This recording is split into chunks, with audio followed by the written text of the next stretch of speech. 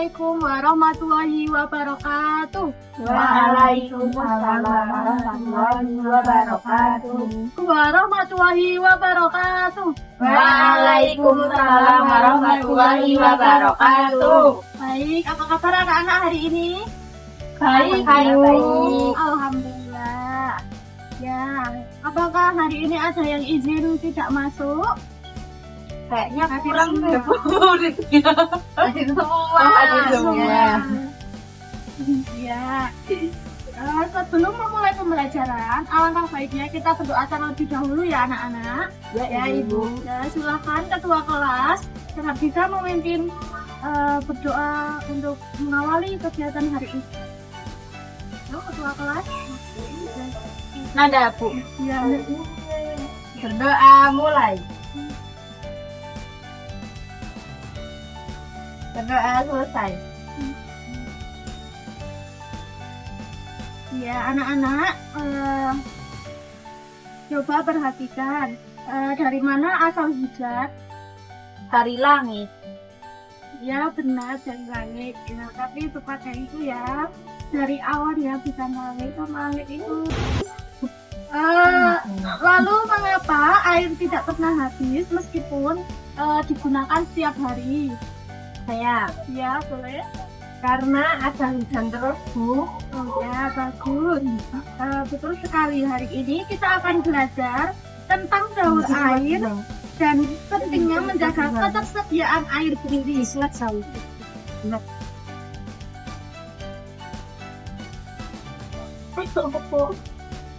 Sekarang Ibu jelaskan sedikit ya tentang daur air. Daur air adalah perjalanan air yang berlangsung terus-menerus dari bumi ke atmosfer dan kembali lagi ke bumi. Daur air terjadi secara alami dan tidak pernah berhenti. Karena adanya daur air, persediaan air di bumi tetap terjaga sehingga manusia, hewan, dan tumbuhan dapat memenuhi kebutuhan airnya. Nah, tahapan daur air ini ada 4, yaitu yang pertama penguapan. Penguapan adalah proses berubahnya air menjadi uap air karena panas matahari. Contohnya air laut yang terkena sinar matahari, air sungai, danau, dan kolam yang menguap. Terus uap air yang terbentuk akan naik ke udara. Yang kedua itu kondensasi atau pengembunan. Ketika uap air naik ke atmosfer, suhu udara menjadi lebih dingin. Akibatnya uap air berubah menjadi titik-titik air yang sangat kecil dan berkumpul membentuk awan. Proses ini disebut kondensasi atau pengembunan. Tahap ketiga yaitu persisitasi atau hujan. Jika awan sudah mengandung banyak titik air, maka titik-titik air tersebut akan jatuh ke bumi. Nah, itu disebut sebagai hujan. Selain hujan, persisitasi juga dapat berupa salju atau es. Kalau hujan es di daerah tertentu yang cukup dingin itu akan menjadi hujan es. Yang keempat, infiltrasi dan aliran air. Air hujan yang jatuh ke bumi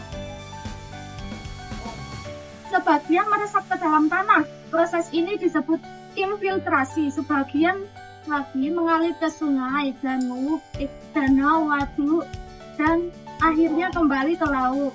Kemudian air tersebut akan menguap kembali karena panas matahari dan siklus daur air terus berulang. Terus ada beberapa manfaat daur air. Daur air memiliki banyak manfaat sebagai kehidupan, antara lain yaitu untuk 1. Menyediakan air bersih untuk kebutuhan sehari-hari. 2. Menjaga ketersediaan air tanah. 3. Membantu pertumbuhan tumbuhan dan hasil pertanian. 4. Menjaga keseimbangan ekosistem. 5. Menjadi sumber air bagi manusia dan hewan.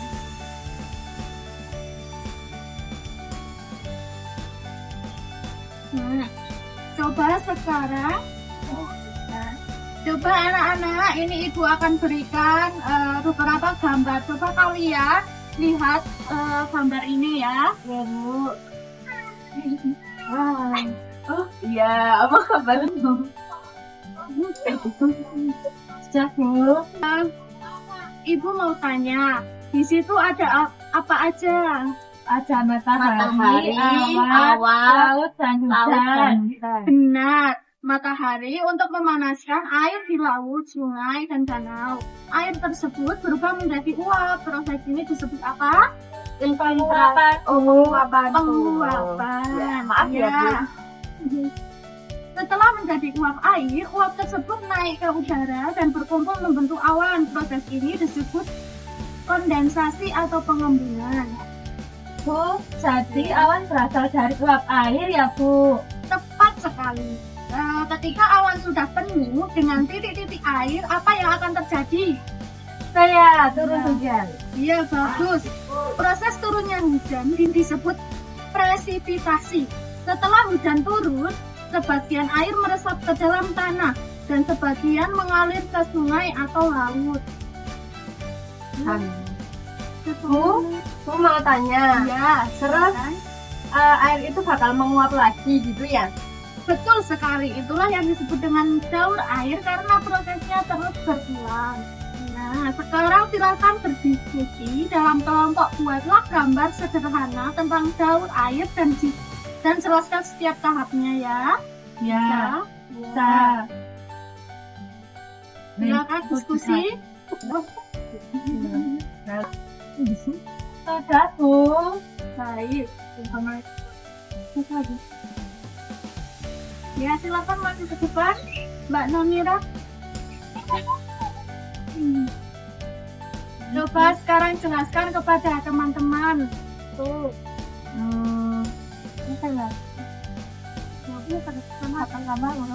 Tahap pertama adalah penguapan, kemudian kondensasi, presipitasi atau hujan, lalu air kembali ke tanah dan sungai. Sudah, Bu? Sangat baik. Apakah ada yang kelompok lain yang ingin bertanya? Saya, Ya, apa manfaat daur air bagi kehidupan? agar air tetap tersedia untuk manusia, hewan, dan tumbuhan. Sudah, Bu. Jawaban yang bagus. Ya, silakan beri tepuk tangan untuk Mbak Namira. Yeay. Silakan duduk kembali, Mbak Namira.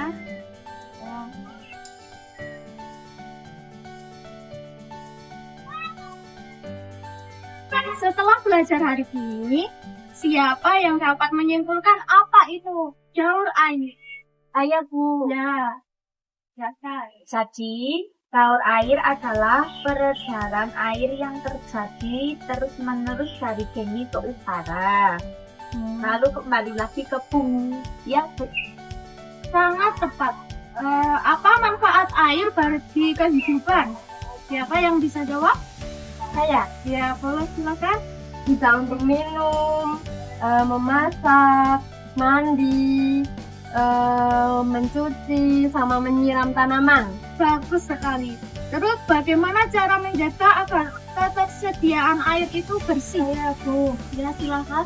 Bu, menghemat air, tidak membuang sampah ke sungai, dan menanam pohon. Hebat. Semoga setelah pembelajaran hari ini kalian semakin peduli terhadap lingkungan dan penggunaan air.